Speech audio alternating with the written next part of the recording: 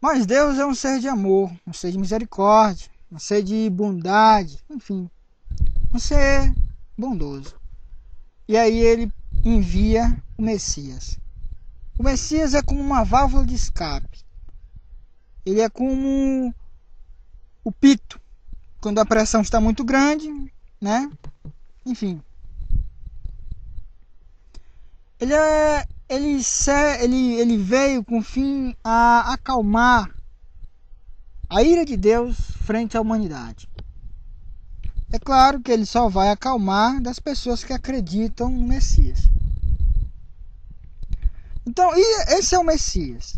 Messias aqui é Cristo, que significa que na ideia daria a ideia de rei, ou de escolhido por Deus para reinar, né? Reinar sobre o povo de Deus. Então, hoje nós temos a igreja. A igreja é o povo de Deus. Então o Messias é o que? É o cabeça da igreja, é o chefe da igreja. É o centro da igreja.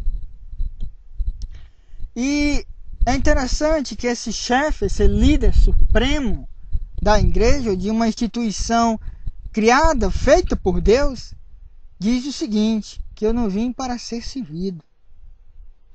Digo, olha só um governador do mundo, ou um imperador do mundo, ou um rei do mundo.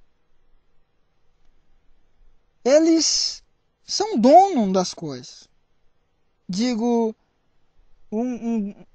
as autoridades do mundo, elas têm a ideia que devem ser obedecidas.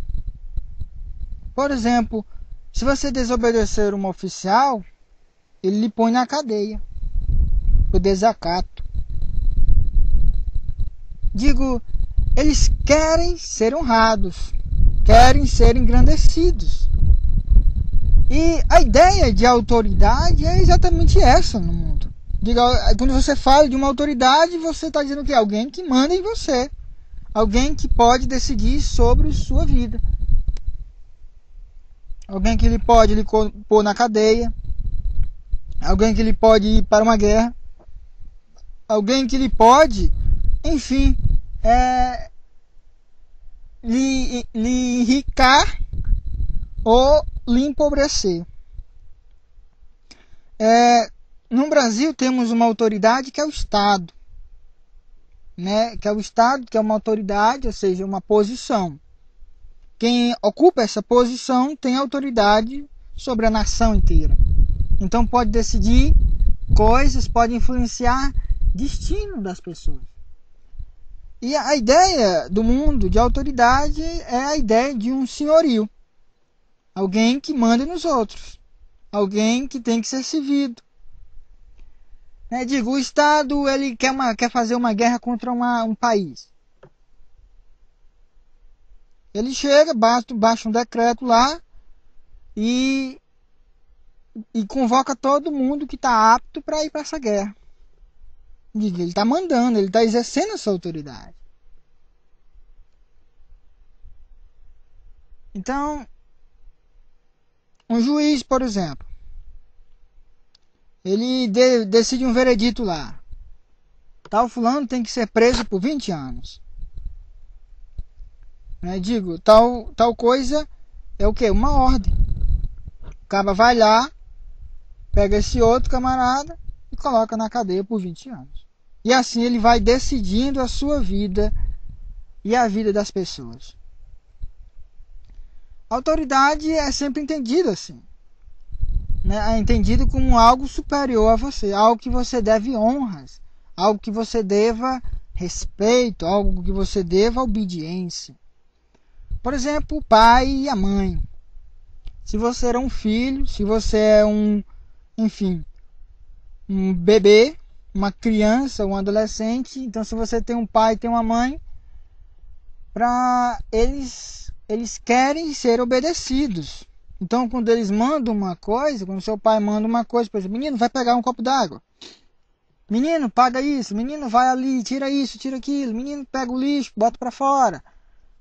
Enfim, eles querem ser obedecidos. Eles querem ser servidos. As autoridades que o mundo tem são assim. São aquela autoridade que que manda, né? Que manda nos outros, que se sentem acima dos outros. Mas isso não é só referente a autoridades. Né? Digo, isso é referente também a pessoas que não têm nenhum tipo de autoridade. Digo, as pessoas querem posições de mandar. Querem posições onde elas sejam ouvidas, onde elas sejam donas de seu nariz. Eu tenho um primo que ele não gosta de trabalhar para os outros, que ele quer trabalhar para si próprio. Não que seja errado você ser independente numa profissão, ou seja, trabalhar no seu próprio negócio. Não. Mas a ideia ali é a ideia de não querer se rebaixar a uma autoridade, ou seja, ao dono de uma firma, ao dono de uma empresa. Né? E, por exemplo, quando você... É interessante isso, porque nenhum ser humano quer isso, quer se rebaixar. Digo, quando você vai para uma empresa, quando você tem toda uma hierarquia lá, tem um supervisor, tem um chefe do supervisor e por aí vai. E chega até o dono. O dono é o líder maior, é a autoridade maior daquela empresa. Então ele acima dele só está o Estado e posteriormente, para quem acredita, Deus. Enfim. Então existe a autoridade do dono na empresa que pode decidir sobre se você permanecerá lá ou não. Mas, por exemplo, os empregados daquele dono não gostam de se rebaixar. Não gostam de se pôr numa condição inferior ou numa condição de subordinados àquele homem. Então, são pessoas que não gostam de ser mandados. Tanto é que quando um supervisor normalmente vai chamar a atenção de um funcionário, de uma funcionária, normalmente ela vai se irritar ou vai começar a, enfim, procurar outro emprego. Então, isso é em todas as profissões. Quando o dono ou o supervisor começa a mandar demais, os funcionários começam a achar ruim. Por quê? Porque ninguém gosta de ser mandado. Todo mundo gosta de mandar. Todo mundo quer ser o supervisor, quer ser o dono da empresa. Isso humanamente falando. Então, as pessoas são assim. Elas caçam autoridade, elas caçam posições, elas caçam lugares onde elas possam dizer, ó, fulano de tal, segue por aqui e vai.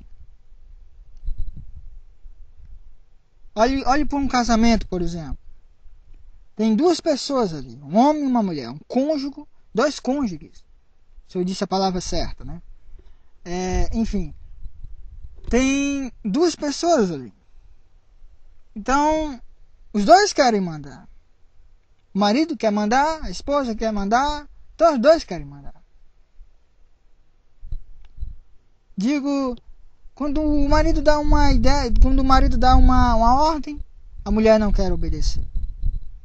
Mas ela quer ser obedecida.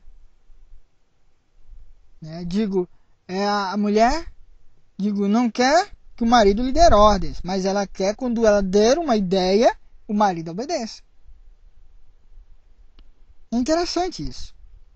Né? Não quer servir, mas quer ser servido. Digo, quer as coisas do seu modo, mas não quer as coisas do modo dos outros. E assim é um casamento normalmente humano. Todos os casamentos humanos são assim. Então, as pessoas são assim. São pessoas que caçam ser servidas, caçam mandar nos outros. Quer irritar uma pessoa? Quando ela mandar, não obedeça. Ou quer irritar uma pessoa? Mande nela. Para ela isso vai ser uma afronta. Né? Mandar.